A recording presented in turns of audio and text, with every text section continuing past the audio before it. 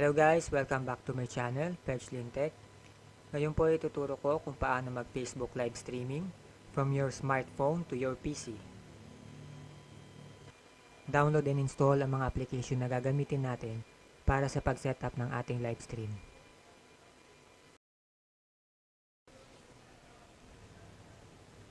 Open a Power Mirror app sa PC.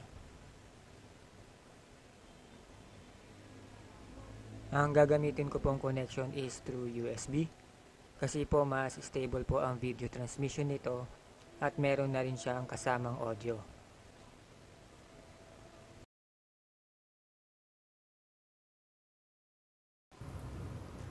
Connect nyo na yung cable and then install nyo lang yung USB driver kapag nag-prompt. Allow permission sa inyong smartphone.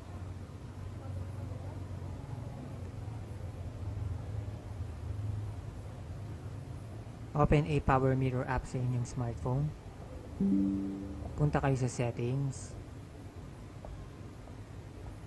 Palitan nyo yung resolution and then yung display quality para mas malinaw siya kapag nag-live na tayo.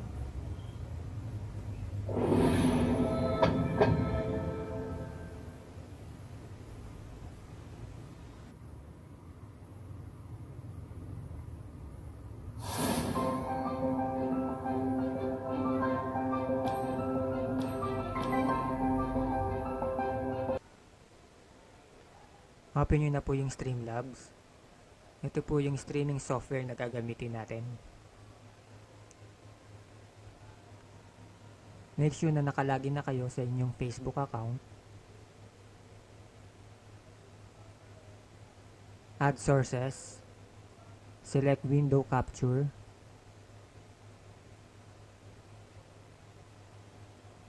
And then a Power Mirror live stream.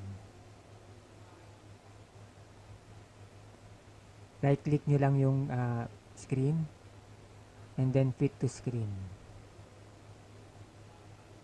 Next, mag-add tayo ng webcam. Video capture device.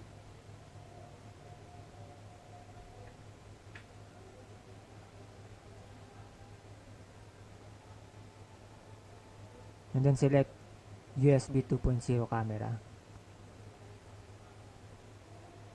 So ayan, si Stormtrooper po muna ang magla-live.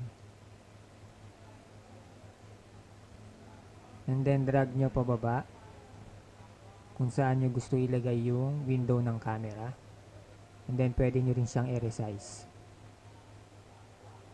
So dito po may space pa sa babang pwede kayo maglagay ng image dyan.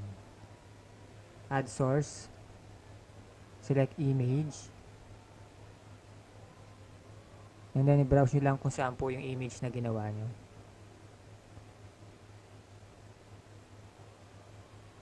I-drag nyo lang po yung image sa ilalim ng cam.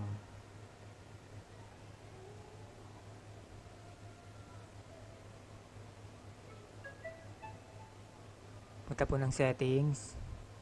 Output. Palitan nyo po yung video bitrate. Value 6,500 to 7,000. And then sa audio. And then sa audio device, select speakers para meron pong sound yung laro ninyo. And then kung meron po kayong mic, select nyo rin po dito sa auxiliary device. Sa video, naka Full HD din po ako. Bali yan po yung pinaka settings ko sa aking pag live stream.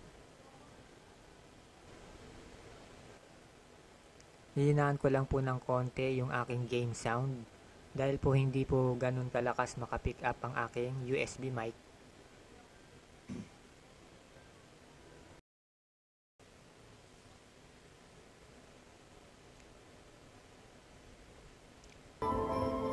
Ito po yung aking actual setup.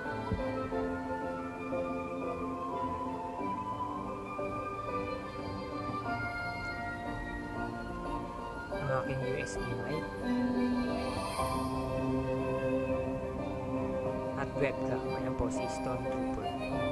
Remind ko lang po kayo na ang A-Power Mirror free version is limited lang po ang mirror function nito for 10 minutes.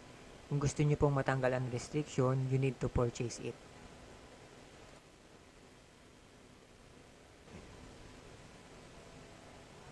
Ayan po, ready na po tayo mag-live. Click nyo lang po yung go live. And then lagyan nyo ng title, description. And then yung Facebook destination, kung saan nyo po siya gustong lumabas. And then yung privacy. Since test lang po ito, lalagay ko po muna as only me. Confirm and go live.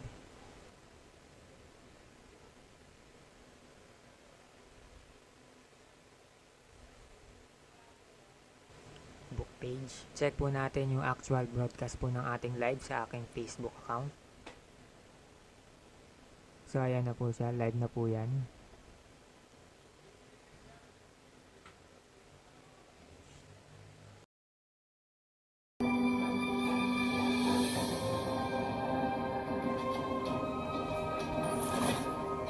Six to 8 seconds delay. Normal lang po yan sa live streaming.